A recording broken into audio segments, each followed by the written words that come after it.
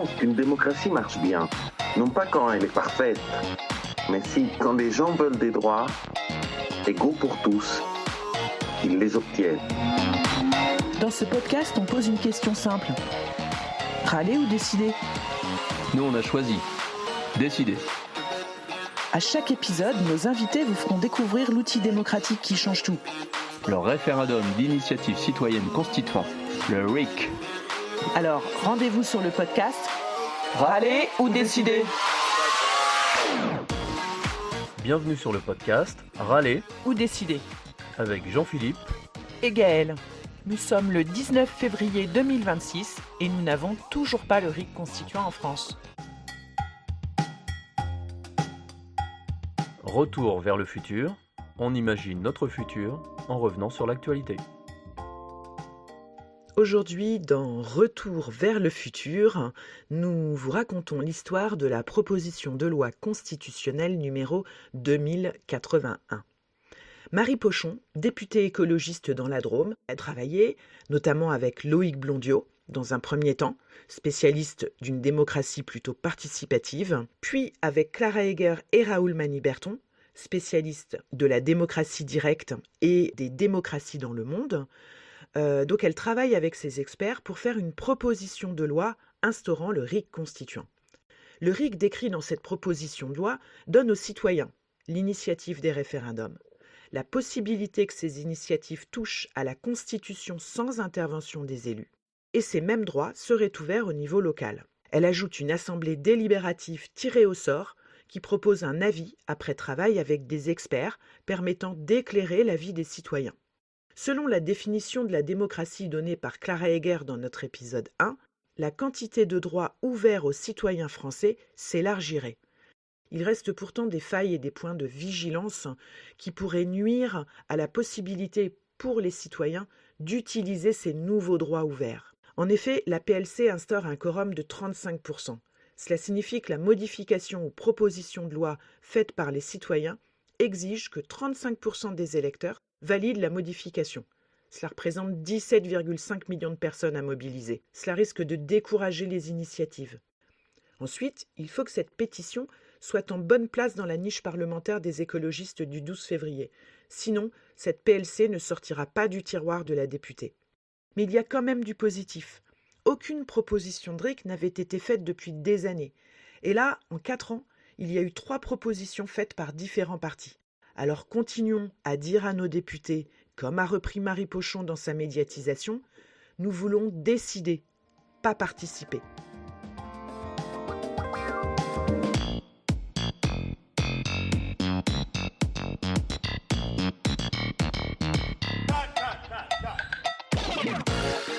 Le RIC, est-ce que c'est chic ?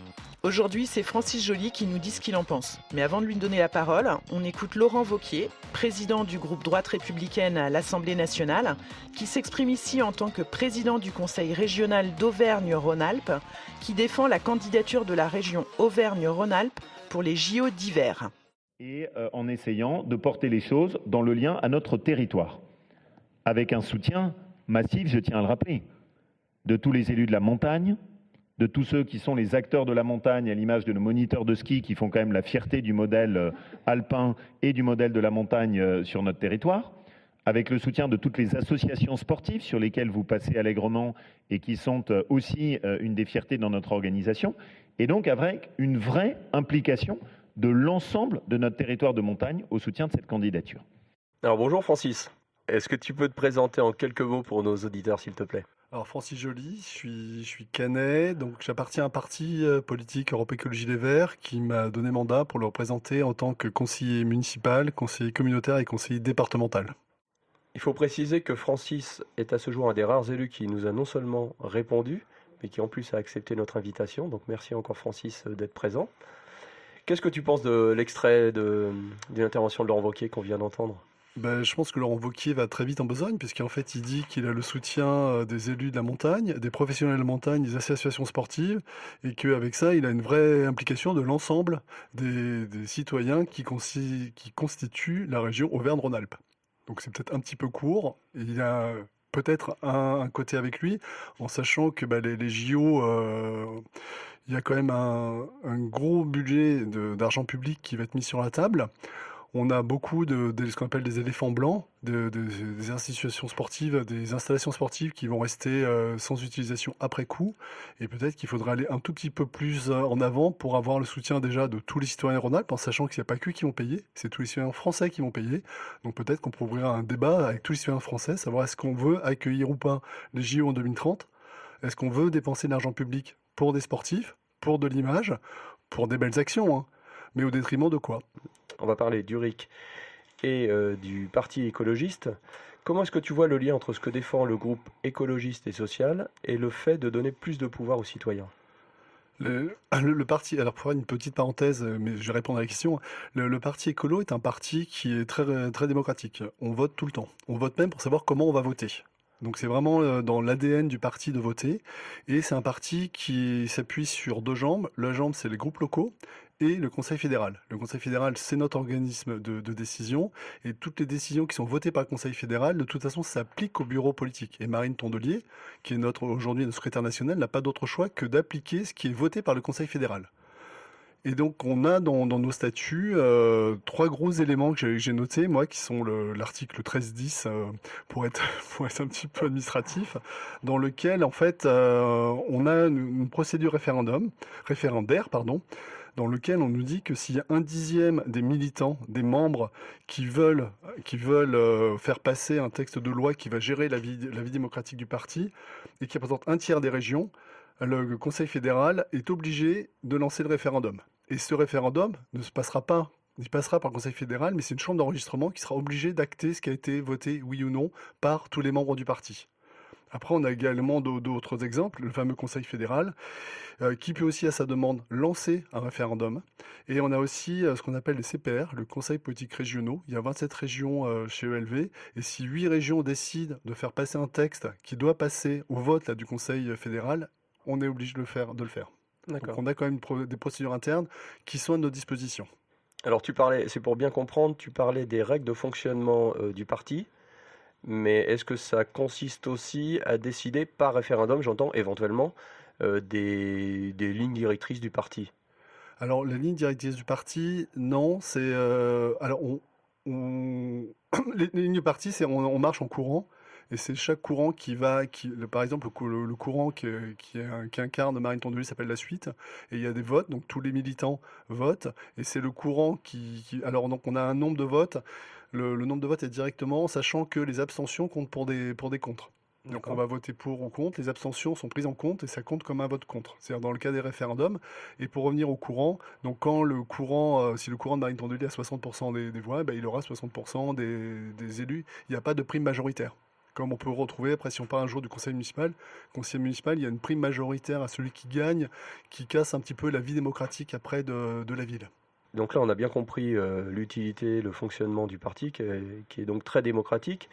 Est-ce que le RIC, quelle est la place du RIC finalement on va dire, dans la politique du parti? Est-ce Alors, qu'il y a une politique, est-ce qu'il y a déjà des positions de prise de manière générale et depuis longtemps ou pas, ou est-ce que ça bouge? juste pour compléter la vie démocratique du parti, il y a aussi un système qui est assez fort au niveau représentativité qui s'appelle la règle de la parité plus. C'est-à-dire que tous les postes en fait sont en binôme, homme ou femme, et le binôme peut être femme-femme. Mais on ne peut pas avoir un homme et un homme. D'accord. Donc on a le secrétaire du groupe local, c'est forcément un homme, une femme, le secrétariat régional, c'est un homme, une femme, et ainsi de suite. À tous les niveaux, on a cette règle de parité plus. Et donc, pour répondre à la question de l'application du RIC, en fait, on a ces dispositions chez nous, mais comme il y a une vie démocratique qui est très forte déjà, avec un congrès tous les 3 ans, finalement, on n'a pas eu besoin de l'appliquer. On sait D'accord. que ça fait partie, c'est presque le bouton rouge, on sait que ça fait partie des arguments qu'on peut utiliser si on veut convaincre notre bureau politique de changer. Et à chaque élection, donc Yannick Jadot est dernière présidentielle, Marie Toussaint pour les européennes, le RIC en fait fait partie des propositions qui sont intégrées dans nos programmes. Et là, on a eu récemment donc la proposition de loi constitutionnelle de Marie Pochon. Est-ce que tu as pu en prendre connaissance et qu'en penses-tu? Alors moi j'ai pris connaissance et je trouvais que quand j'ai lu la première version, je l'ai trouvée plutôt en avance, plutôt qui allait assez loin. Et après je suis aussi allé voir le label RIC et j'ai vu qu'elle n'était pas super bien notée. Enfin, elle n'est pas super bien notée. Elle est notée, c'est des notes sur 300, elle a à peu près un tiers de la note. Donc, Mais là, ce que j'en note, c'est qu'en fait, c'est quand même une fenêtre de tir où on va ouvrir des débats, on va lancer des discussions. Et dans le parti, en fait, toutes ces propositions, elles ne sont pas écrites dans le marbre. C'est-à-dire qu'à chaque élection, on peut aller un tout petit peu plus loin et là, on va cranter à chaque fois. Après, là, j'ai l'impression qu'on va décranter puisque la fenêtre, la niche parlementaire, en fait, de novembre, c'est pas bien passé. Et du coup, on va revenir sur une niche parlementaire en février où là, la proposition que portait Marie Pochon, qui était quand même peut-être pas assez, qui allait assez loin pour ceux qui portent vraiment le RIC au quotidien, mais qui quand même ouvre un débat assez intéressant, va être un tout petit peu adouci. Donc du coup, va amoindrir la portée du RIC s'il devait s'appliquer. Mais le fait déjà de créer ce débat sur le RIC, en sachant que dans ces niches parlementaires, la probabilité que la loi qui est portée par des membres de l'opposition puisse passer est quand même très faible, je le vois plutôt comme une progression et on en parle. Et l'important déjà, c'est d'en parler, d'avancer, jusqu'aux prochaines élections législatives où peut-être que là, la gauche aura la majorité et pourra se faire plaisir sur le RIC. Et ça veut dire que si le RIC est au programme du parti, est-ce qu'il y a beaucoup d'échanges au sein du parti sur ce sujet ou c'est ponctuel à l'occasion, comme tu disais, des réunions tous les 3 ans? En fait, le parti se renouvelle quand même, se renouvelle beaucoup en ce moment. Il y a beaucoup de jeunes qui arrivent, de personnes qui ont envie de vivre la démocratie autrement. Et ce RIC, finalement, fait partie de l'ADN. On sait qu'il existe, on ne l'utilise pas, mais il n'y a pas de débat parce qu'en fait, globalement, on est tous pour. Alors, on ne sait pas jusqu'où il faut le porter. On dirait que c'est un débat après qui peut devenir assez vite technique, parce qu'il y a différents niveaux de RIC, jusqu'où on peut aller. Mais il n'est pas remis en cause dans son fondement. Et pour l'instant, on est beaucoup plus sur des débats sur les pesticides, sur la loi NOTRe, sur des choses comme ça, sur les méga-bassines, sur des trucs qui sont visibles, qui impactent le quotidien. On peut même en ce moment, alors dans les statuts de LV, il y a marqué qu'on est contre le nucléaire. Il y a un bruit de fond ambiant qui est très très fort pour dire que la seule énergie décarbonée aujourd'hui, c'est le nucléaire en France. On va plutôt avoir des débats en ce moment sur ce genre de sujet que sur le RIC, où le RIC, globalement, est tous d'accord, mais peut-être parce qu'on n'est pas assez au courant aussi. Du RIC. Du RIC. Enfin, Ouais, des modèles, le principe du RIC, on le voit, on le comprend. Mais jusqu'où on peut aller, jusqu'où on va mettre le curseur, c'est là où il nous manque peut-être un peu d'informations. D'où l'intérêt de rencontrer les groupes locaux et de faire passer des messages pour dire, ben voilà ce que c'est le RIC, voilà comment ça se passe dans les autres pays, voilà. Parce que, oui, honnêtement, c'est pas sur le devant de la scène, c'est pas dans nos priorités aujourd'hui. Il faudrait que ça le devienne. Et chaque élection, c'est l'occasion de remettre la pression pour qu'on le mette sur le devant de la scène. Ah Et ouais. même l'élection municipale, hein. Parce que on en parlera peut-être un peu, mais sur Caen, on a eu quand même 2, 3 belles occasions de faire un référendum que la majorité actuelle n'a pas utilisé, hein. Tout à fait. Tout à fait. Et justement, enfin, je trouve la question particulièrement intéressante, je veux dire, de la position du parti sur le riz, parce que on s'était préparé une question à Gaël, c'est comment les citoyens peuvent être responsables de leur planète s'ils ne peuvent rien décider. On change de parti et les politiques, notamment sur l'énergie, sur les transports, peuvent changer du tout au tout. Et on se dit que pour des enjeux aussi importants que ceux de l'écologie, le RIC pourrait avoir une place prépondérante. Donc, enfin, c'est déjà, je trouve, une bonne nouvelle de savoir que dans ton parti, ça discute, c'est présent dans les discussions. Mais finalement, et c'est pas une critique, c'est une question hein, toute simple, c'est finalement comment ça se fait. Peut-être qu'il y a des éléments qui expliquent le fait que ça ne prend pas une place plus prépondérante finalement. Ça prend pas une place prépondérante parce que je pense que malheureusement, on n'a pas beaucoup de manettes en ce moment. Il y a une période faste, il y a une quinzaine d'années, où la gauche, dans sa globalité, dont les écologistes, avait le Sénat, tous les départements, les régions, où là, on aurait eu besoin d'aller beaucoup plus loin et de porter ce message-là. Aujourd'hui, le message n'est pas dans nos priorités parce qu'on n'a pas les manettes.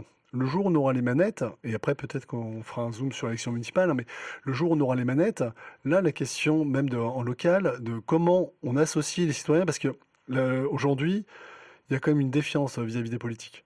On le voit bien, il y a des abstentions de folie. Enfin, quand on a des dernières législatives étaient un petit peu meilleures, mais celle d'avant, on a eu 47% de votants sur les législatives. C'est-à-dire qu'il y a un Français sur 2 qui ne se déplace pas voter. Et quand ils se déplacent voter, c'est un vote qui est contestataire. C'est des gens qui sont trop relégués, qui ne se sentent pas écoutés, leur voix porte pas, et ils disent de toute façon, si je vote, ça va changer quoi? Dans tous les 6 ans, on va leur dire eh ben, venez voter pour moi parce que ben, moi, c'est moi le plus beau, c'est moi le plus fort. Mais c'est que tous les 6 ans. Donc, si on veut que le citoyen s'implique dans la vie politique, il ne faut pas lui dire tous les 6 ans, tu as le droit de choisir le châtelain.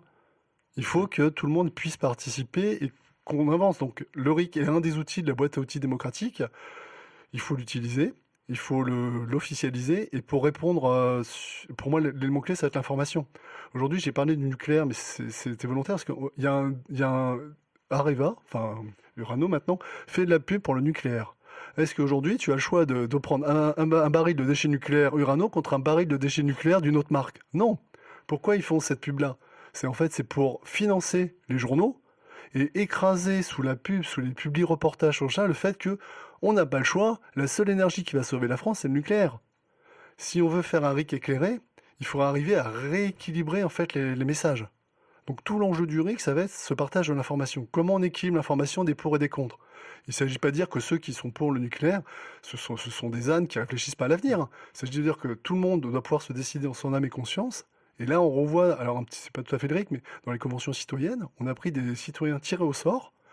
On leur a laissé tout le temps qu'il fallait et de pouvoir interviewer tous les acteurs du domaine qu'ils voulaient pour avoir des propositions éclairées. Et d'ailleurs, M. Macron avait dit, ce qui sort de la Convention citoyenne, je le reprendrai sans enlever une ligne. Bon, on a vu ce qui en est sorti, mais c'est leur démarche de fond. Il l'a fait pour l'école, il l'a fait pour le débat sur la fin de vie, il l'a fait sur... Donc à partir du moment où le citoyen a les éléments pour éclairer le débat, on s'aperçoit que c'est ballot, mais il n'est pas con le citoyen. Donc peut-être qu'il faudrait qu'on arrive à l'associer beaucoup plus dans cette vie, et pas tous les 6 ans, ou tous les 5 ans selon l'élection, et de le dire. Et c'est comme ça qu'on va réenchanter la vie politique, et que le citoyen va avoir envie de faire la politique, et pas forcément d'être sur une liste électorale. Hein. D'ailleurs, c'était un des éléments de la proposition de Marie Pochon d'avoir une sorte de convention citoyenne pour pouvoir éclairer le débat. C'est quelque chose qui existe dans l'Oregon, et donc on avait trouvé ça intéressant nous, de notre côté. Après, il y a une proposition, là c'est un peu en réponse à ce que tu dis, c'est un souhait en fait des citoyens français. Depuis au moins une dizaine d'années, sinon plus, en fait il y a des sondages qui sont faits régulièrement, quasiment annuellement, sur le souhait des Français par rapport au RIC. Le format des questions change, mais en fait c'est minimum 70 à 75% des Français qui sont pour le RIC. Donc tu pourrais porter la parole dans ton parti pour dire qu'effectivement, si ce parti veut gagner des voix, c'est peut-être un bon moyen. Ça faudrait peut-être... Mais après, regarde ce qui est passé sur le cahier de doléances. Les Gilets jaunes, donc il y a eu beaucoup de manifestations. Après, on a ouvert la parole au cahier de doléances. Mais il y a un nombre de cahiers de doléances qui ont été écrits phénoménal. Et pas écrits par toutes les pans de la société. Pas juste une CSP+, qui sont à l'aise à l'oral, à l'aise à l'écriture. Non. Tout le monde a rempli un cahier de doléances. On n'en a rien fait. Un peu comme d'habitude sous Macron. Mais quand on ouvre la porte à la parole des Français, on voit bien qu'ils ont envie de s'exprimer. Donc oui, faut qu'on milite et peut-être qu'il faut qu'on insiste plus sur notre programme des municipales, puisque c'est la prochaine échéance, pour dire oui, on est prêt à vous écouter. Alors justement, on peut parler pas vous écouter, d'ailleurs, excuse-moi, parce que là c'est un lapsus presque révélateur de la capacité qu'il faut qu'on avance tous sur le RIC. C'est pas vous écouter, c'est est-ce que vous puissiez co-décider avec nous. Alors justement, est-ce que tu fais partie du conseil municipal, comme tu viens de le rappeler? Et là, je pense que vous êtes en campagne. On est en campagne, oui. Donc, est-ce que finalement, il y a des propositions, une proposition ou des propositions en lien avec le RIC? On a quand même un titre de chapitre qui s'appelle « Pour mieux vivre à Caen, renouveler le pacte démocratique ». Et dans toutes les propositions, on en a quand même une, c'est ouvrir la possibilité de mettre une question ouverte à l'ordre du jour du conseil municipal pour toute pétition ayant récolté 1% des signatures de la population. Ce qui fait à peu près 1050 signatures. Donc ça, c'est pour mettre à l'ordre du jour le conseil municipal. C'est-à-dire que le conseil municipal continue à dire oui ou non. Et on a une proposition qui va beaucoup plus loin, qui permet la mise en place d'un référendum local dès lors que la demande sera signée par 5000 habitants. Et alors là, la loi impose que ça passe, que toutes les décisions passent par le conseil municipal. Mais là, il y a un engagement moral du conseil municipal de dire, à partir du moment où le référendum, on pose la question, si c'est oui, si c'est non, c'est non. Par exemple, quand on a construit le premier tramway, la réponse était non. On a quand même fait le tramway. Mais dans ce cas-là, on ne fait pas de référendum. Dire le référendum, si on veut associer les citoyens canais à la codécision, s'ils disent non, c'est non. Est-ce que vous avez pu travailler sur les éléments concrets de ce référendum local? Alors, les éléments concrets de ce référendum, on n'est pas allé aussi loin dans la démarche. Ce qu'il faut, c'est déjà le référendum, c'est la démarche ultime quand toutes les autres étapes n'ont pas abouti. C'est-à-dire qu'on a des conseils de quartier. Aujourd'hui, les conseils de quartier, ils ont le mérite d'exister.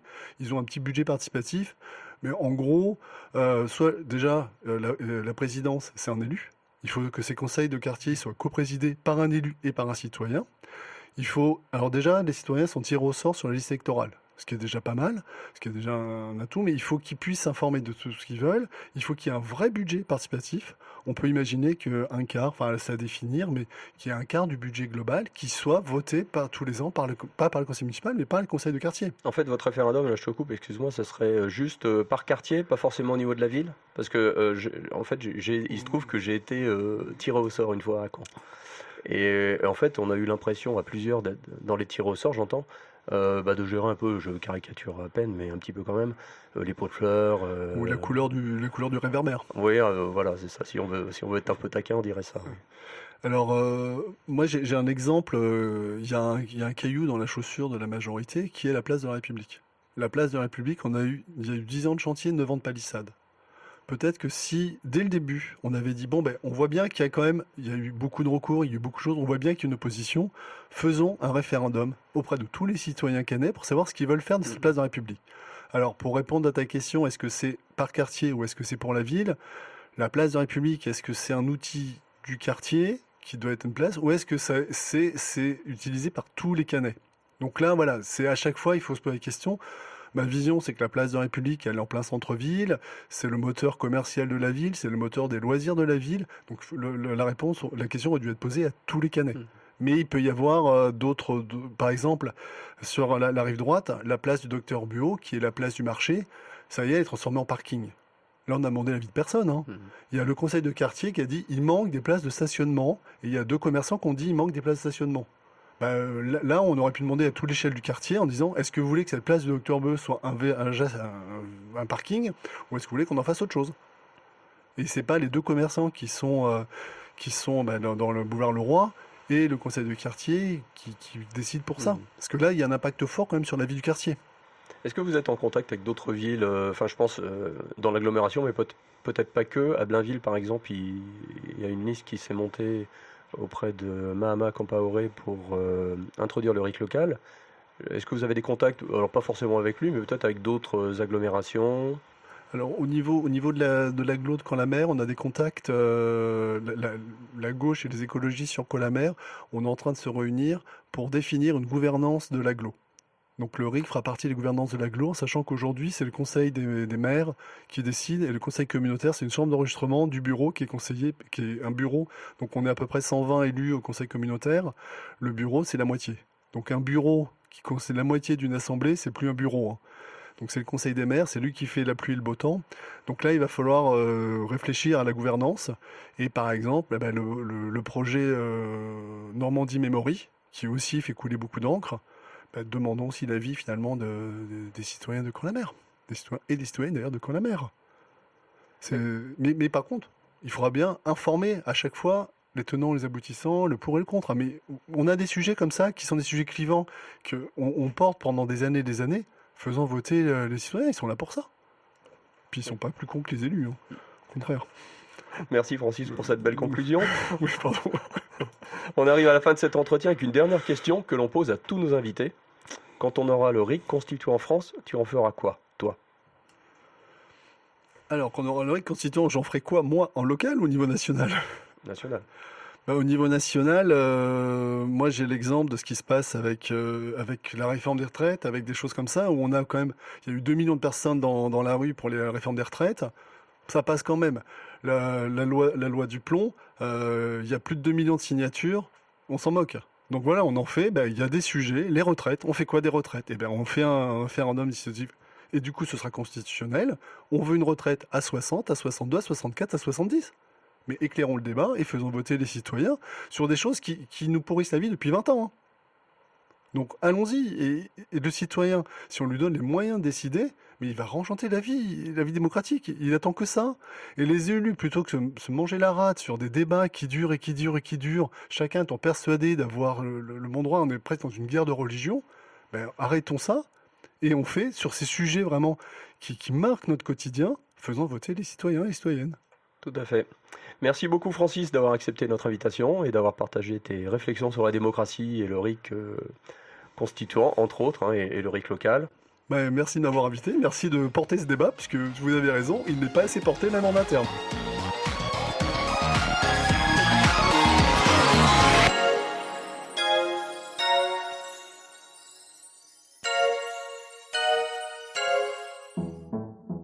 Et ailleurs, les citoyens décident.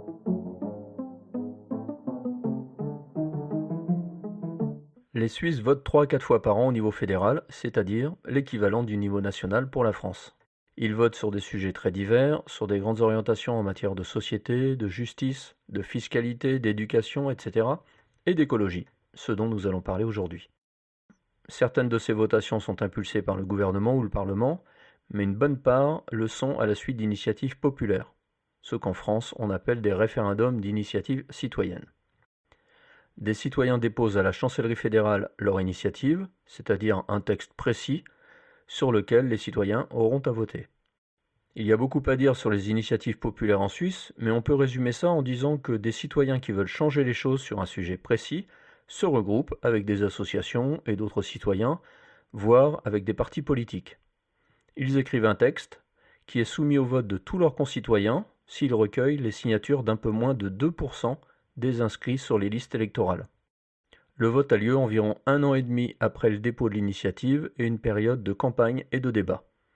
Si le oui l'emporte, l'initiative est adoptée et inscrite directement dans la Constitution. Elle s'impose alors à toutes les lois et tous les règlements. Autrement dit, les citoyens suisses ont le pouvoir en dernier ressort. C'est une vraie démocratie. Depuis que les Suisses disposent de l'initiative populaire, c'est-à-dire depuis des dizaines d'années, ces derniers ont voté de nombreuses fois sur des questions d'environnement. Nous n'allons prendre que quelques exemples parmi ceux qui ont donné lieu à un vote en 2024, 2025 et 2026. Mais on peut en trouver beaucoup d'autres sur le site web de la chancellerie fédérale suisse, avec des explications, résumées ou détaillées, et en 3 langues, s'il vous plaît. Le 24 septembre 2024, les Suisses votent sur l'initiative populaire, intitulée « Pour l'avenir de notre nature et de notre paysage ». Elle s'appuie sur le constat d'une baisse de la diversité des milieux naturels malgré l'investissement financier de la Confédération. Le 24 novembre, ce n'est pas une initiative populaire, mais ce sont les autorités qui demandent le vote des citoyens sur un texte portant sur l'aménagement des routes nationales. Le 9 juin 2024, les citoyens votent sur une loi qui porte sur l'approvisionnement en électricité et les énergies renouvelables. Ici, des citoyens se sont élevés contre une loi votée par le Parlement. C'est ce que les Suisses appellent un référendum facultatif. En France, on appelle généralement ça un RIC veto. Cela permet aux citoyens, s'ils sont suffisamment nombreux, d'annuler une loi votée par le Parlement. Allez, on accélère et on conclut. Le 9 février 2025, les citoyens suisses votent sur une initiative populaire intitulée « Pour une économie responsable respectant les limites planétaires ». Le 30 novembre, ils votent sur l'initiative « Pour une politique climatique sociale financée de manière juste fiscalement ». Cette initiative rappelle que les citoyens ont eux-mêmes voté l'objectif de 0 émission de gaz à effet de serre d'ici 2050. Elle propose d'augmenter les moyens pour atteindre cet objectif et s'attaque à la fiscalité des donations et des successions. Le 8 mars 2026, ils votent à nouveau sur un sujet similaire, mais avec un volet financier différent. En conclusion, on peut retenir tout d'abord que, même en évoquant que des sujets liés à l'environnement, on constate la variété des textes sur lesquels les Suisses ont eu à se prononcer, avec un effet contraignant sur le gouvernement et le Parlement. Ces votes sont précédés de plusieurs mois de débats et d'informations qui permettent aux citoyens de se former et de se faire une opinion éclairée si le sujet les intéresse. À la suite de quoi, ils décident par un vote. Même si plusieurs votations n'ont pas abouti à un vote positif, il faut noter qu'ils ont toujours une influence sur les débats de société, sur l'évolution des mentalités, voire sur les décisions du Parlement ou du gouvernement. Quand un tiers de la population vote oui, il est impossible de complètement l'ignorer, et les autorités cherchent alors des consensus.